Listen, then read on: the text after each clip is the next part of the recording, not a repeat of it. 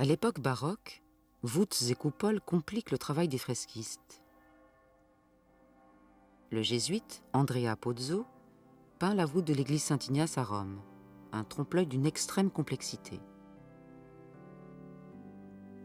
Ce trompe-l'œil a nécessité une mise au carreau minutieuse du dessin préparatoire, car Pozzo, dans sa fresque, intègre l'architecture de la nef, notamment les fenêtres.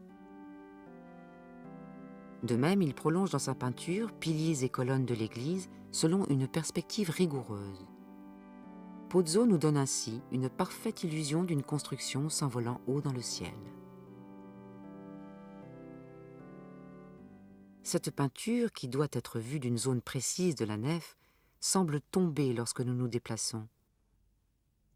L'architecture s'écroule, les personnages perdent l'équilibre. On s'est à l'époque moqué de cette instabilité.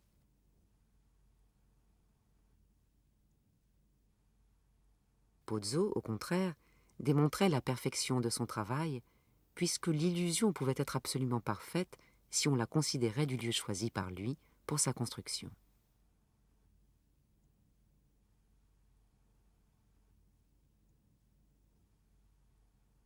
Un autre défi fut relevé par Andrea Pozzo dans cette même église.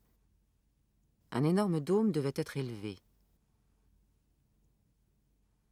Là encore, c'est à partir d'un lieu précis du sol que Pozzo imagine son architecture.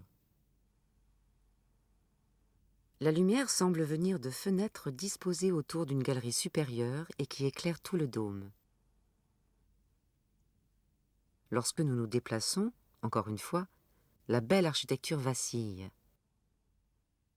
Certains s'alarment du peu de fiabilité de cette construction. Mais Andrea Pozzo s'amuse.